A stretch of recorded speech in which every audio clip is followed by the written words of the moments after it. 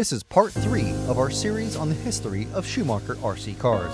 We continue our conversation with Robin Schumacher as he gives us a close-up look at the legendary machines from the Schumacher archives. Hopefully you saw we made our own kind of history of Schumacher recently with Roach RC. Yes. And we may have got a few things wrong. We kind of pieced together bits of the history as best we could and recalling some of the stuff that Cecil told us way back.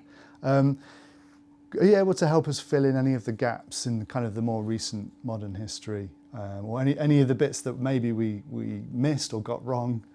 You know.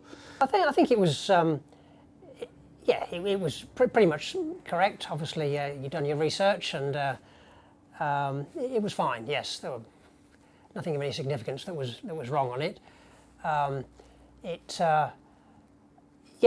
focused on the early days, I guess, of the company have been well talked about, with Cecil starting the business from his garage at the side of the house when I was a kid and racing, and started with the first ball differential that he designed whilst he was still working as an engineer at Cosworth.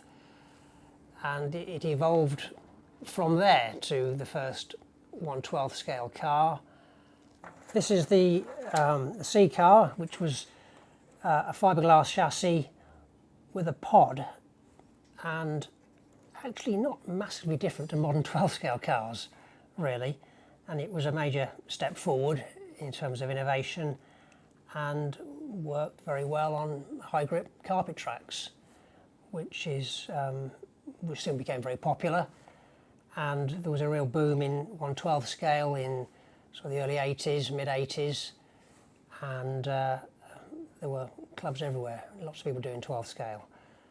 And then off-road took off in sort of the mid to late 80s. Batteries were getting better, and Tamiya started it with things like the Rough Rider, and people started racing those.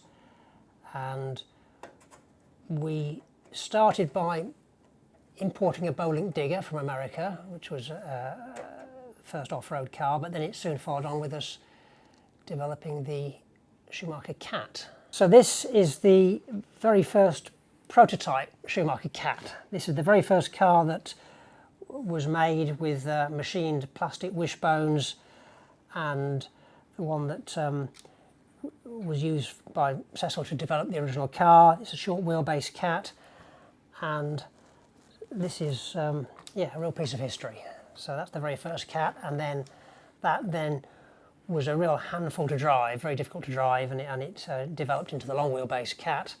It started off with a short wheelbase Cat, then we did the long wheelbase Cat XLS, and this is the car that Masami Hirosaka used to win the World Championships in 1987, and become a very iconic car. This is the original world's winning car, and with the recent interest in vintage racing, we've done a re-release of this, which has also been popular. But this was a big innovation at the time, very different to anything else out there. It had belt drive, which was unusual at the time, and was really advanced electric off-road. The logical next step was two-wheel drive. We did the Top Cat buggy, which got us into two-wheel drive. This is the Cougar. We started off with the Top Cat with the lay-down shocks, then we did this Cougar with the more conventional shocks. That then was the start of a very long line of two-wheel drive buggies. The two-wheel drive class has been a really popular off-road class, so this is from the early 90s, and then it carries on right through to the present day. This is an LD2, one of the latest models. The two-wheel drive class has advanced a lot. They've all gone mid-motor now, and it's a much more sophisticated vehicle, with lots of detailed changes in the whole car, but still the same principle. But it's a much more sophisticated, well-developed model now. The power's got so much greater over the years, and I guess they've had to get so much stronger. If you put the the power that we have available now in one of those early models that were basically made out of Lexan, they wouldn't last half a lap, would they? They'd be destroyed. Like you've had to evolve to meet the power that's available, I guess. That's true. The cars are much more powerful. Tyres are better as well, and tracks generally have got more grip in them with AstroTurf tracks and carpet tracks. So the original cars back in the 80s and 90s were quite fragile, and with modern materials and better designs, modern buggies really are very durable, and it takes quite a big hit to break one. In the mid-90s, touring car racing started. It originally started with four-wheel drive buggies with some wide touring car body shells on. They were 250 millimetres wide, and then off-road wheels with some either foam tyres or moulded rubber tyres. Then the first scale touring car was done by Tamiya, and people started racing that. We were quite early into the touring car market in the mid-90s. This is the first car we did, the SST, Schumacher scale touring car. The touring car market really boomed, and this was a very successful product for us. And it developed into a series of many other cars, the Axis, the Mission series of cars, and that's the current series, and we're up to the MI9 currently. So every couple of years or so since, we had an update and an improved car, and then the latest car, which has been very successful in recent months, is the MI9, which has just recently been released, and this is the ultimate development of 1/10 scale touring cars. There's so much more attention to detail, low centre of gravity, lightweight, precision engineering. The car is really a very highly developed, sophisticated racing vehicle now compared to the early original SST. I mean, just looking at the involvement of the top deck and the motor position and stuff like that, it's wow. There's so much more going on at both ends. Indeed. In modern day cars. How long was this in development for? I seem to remember going up to Michael's pit table for a number of years and there being a towel over the car. So how long did you work to get to this iteration? The development process never stops. As soon as we release a car, we are already working on next year's car. It's the engineers don't just have a long holiday when a car's released. So, but there comes a point when we have to say, well, so I have to get involved and say, no more changes. You've got to sign this off, and we go and order it and get it made, because they would want to develop continuously. So there comes a point when we are happy with it, where we've done all the testing with the prototypes, and we go ahead and make the car, and then all the ideas that we learn from that, because we're still racing every weekend and trying different things, then they get incorporated into the next car. And so the early prototypes of the MI9 were running many months before the car was released. In fact, even at the last World Championships in Italy, when Michael made the A final, that was with, that was an early version of the MI9. Got you. So is there a lot of pressure in terms of reaction, public perception, and you know, when you finally release something, because the profile of this car seemed to be quite high compared to others? I guess that was because of the success you'd already had with it before you even released it, and a lot of anticipation. Do you feel the pressure at all from? Yes. When we release a car, it's the culmination of many months or years of hard work from everyone in the company. So it really is a big moment when a new car is released, and we always have cakes in the company which get published on the internet. And yes, the reaction of customers is very important. We obviously want customers to be happy with the car and enjoy it, and enjoy building it, enjoy driving it. And we're always worried that we might have got something wrong. So it is really nice when you get a positive reaction. We go to clubs and tracks, and meet happy customers is a wonderful feeling. But of course, if something isn't quite right, then you can't hide from it, especially in the era of social media. It's your problems get well publicised around the world, which puts pressure on us to get it right. And if there are problems, we have to obviously resolve them very quickly and do whatever we need to do to give the customer a good experience. So 1/12 scale was really important to us in the early days. Then the market dropped off. We got busy on off-road and decided that to let go of 1/12 scale. And then after a break of I think almost 30 years, we decided to get back into it, and we brought out the Eclipse range of cars, and these have been very successful for us. This is the car that Mark Reinhardt used to win the 2020 World Championships in Milton Keynes, and the class has definitely grown and come back in recent years, and it really is a fabulous class of racing. It's so fast, the skill levels are incredible, and so this is a state-of-the-art 1/12 scale car. We also make GT12 cars. This is Michael Walowski's car that won the GT12 World Cup a few years ago. So this is the Atom range of cars, which have been developed over the years. There have been a few versions of that. The Atom GT12 is a class that's actually more similar dimensionally to the original 1/12 scale cars of 30 years ago, and it was very popular as a entry-level, lower-cost class of racing that's a bit slower. The cars are heavier than the full-spec LMP12 cars. They're lower-powered with the stock motors, and that formula works really well to make a much easier-to-drive car that's very suitable for smallish indoor carpet tracks. It's been a really popular club class in particularly in the UK and also in some other countries.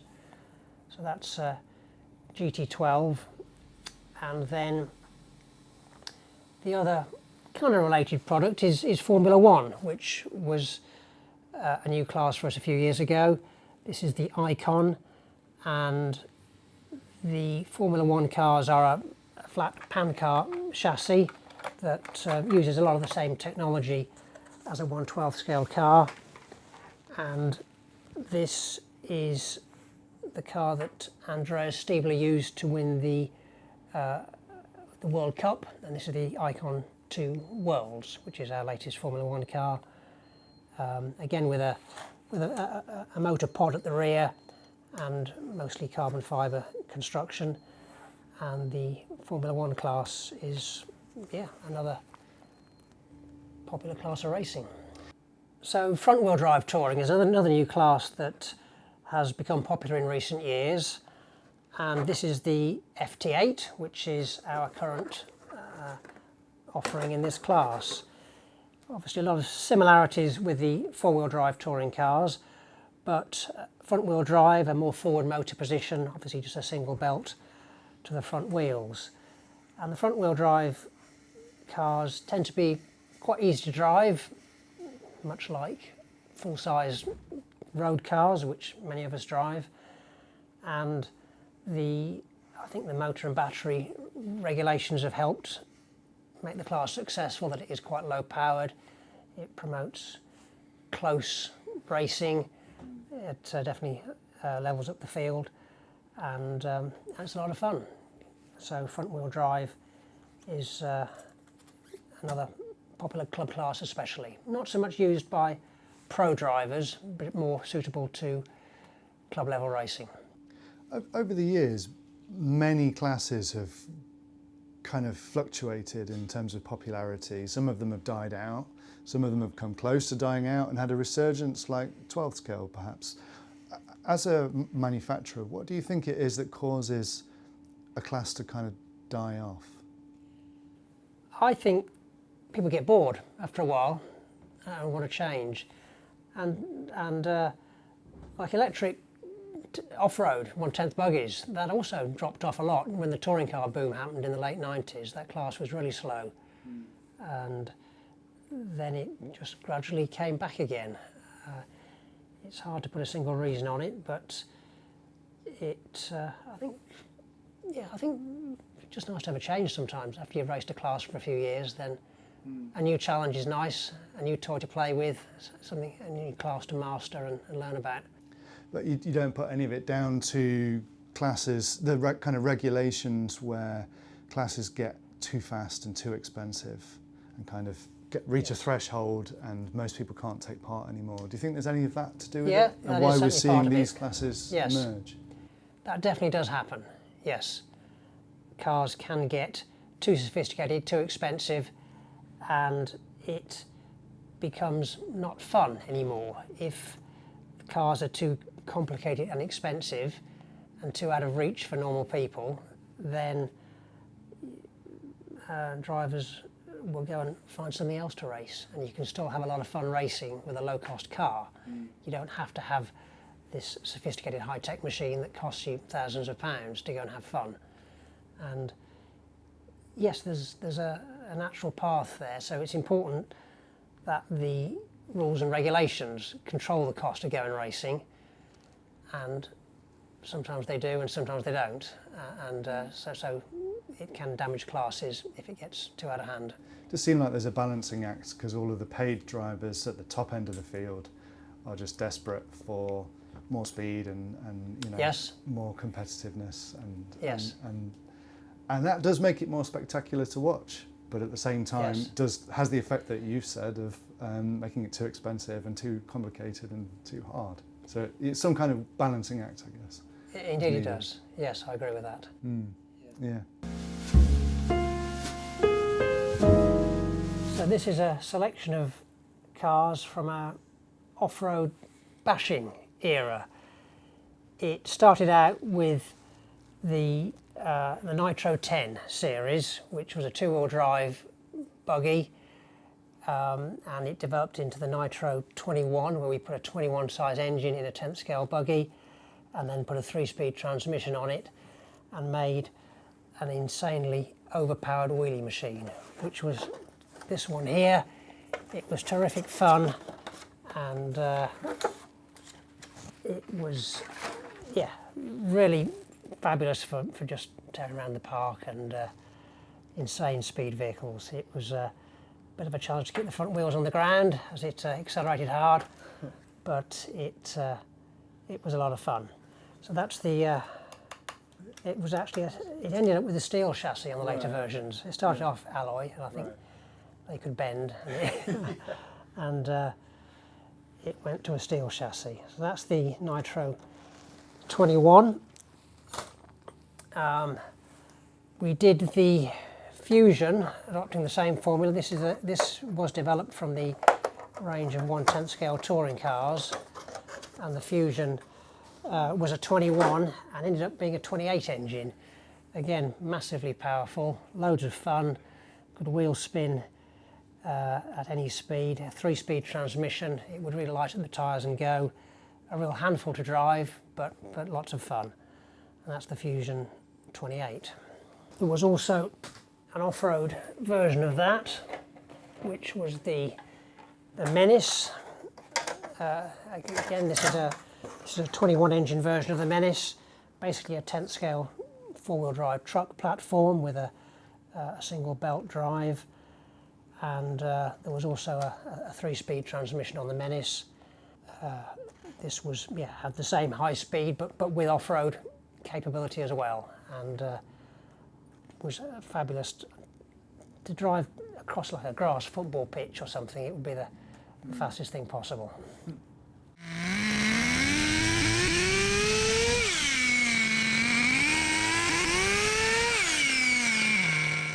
We also had some slightly lower cost cars. This is the Rascal. This thing though, it's a monster. The noise, the smell, the power, it just makes it a little bit more enjoyable than electric when you've got all that noise and you're actually driving something with a real motor in it rather than powered by electric. but lots of purple bling on this, and it was the era when purple was in, and this is beautiful little car. Again, loads of fun, and a 2-speed transmission on this. The Riot was a larger version of the Rascal. It was basically a 1/10 scale truck, but we improved its off-road capabilities by putting 1/8 scale buggy tyres on it.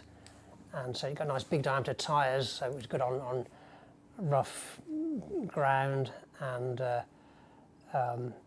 yeah, fast and lots of fun. So that was the Riot.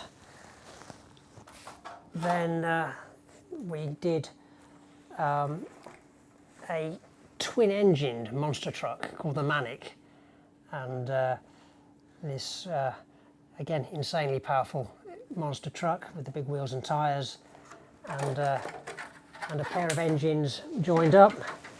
It, I must admit, was not the most user-friendly thing, having 2 engines. One engine's hard enough. Indeed, Nitro engines can be a bit temperamental, and so to keep both engines running crisply and smoothly was a challenge. But if you got it cracked, it was awesome. The other thing I can show you is the Big 6. This was an interesting project that we did in cooperation with Lotus, and there was an electric and a nitro version of the Big 6.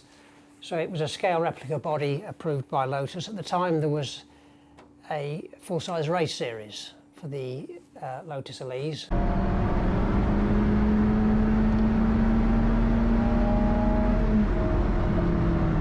And we did a number of these in team body shell colours. The electric one was ahead of its time in that it had brushed motors. Brushless hadn't yet come in, and it was always a struggle to power such a heavy car with brush motors, and the motors didn't last a long time. And even though we had a 3-speed transmission on it as well, and I think had we done it later when brushless motors came out, it would have been more suitable for it. And then there was also the Nitro version with a 21 engine. 1/6 scale, we call it, the Big 6. It is a pretty, that's where it came from, yeah. It's a fairly accurate 1/6 scale replica of the Lotus, which actually the real car is quite a small car, the full-size Lotus. Excellent. Well, thank you very much for your time today. Okay, thank you, Matt. Thank you, Frank. Hey there, we can't believe it, but you've made it to the secret after show. Yes! First, we want to honor our heroes.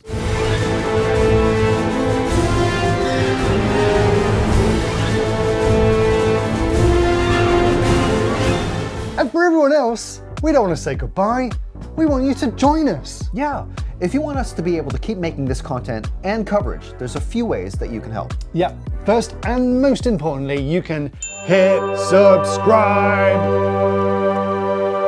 Then, if you really want to support us, you can become an RCTV Hero by joining the channel. Click join down below on YouTube, and the link for that is also in the description. If you want to rep RCTV, then go to rcracingtv.com and buy some merch. Finally, if you want to help us just keep the lights on, then you can buy us a coffee right here. Right down there, or in person if we bump into you at the track. Now, if you're still watching after all that, then it's time to pick your next clip. I would say the top one. No, I think this one is way more their speed. I think this is the one that they'll like. Okay. Well, either way, thanks and goodbye.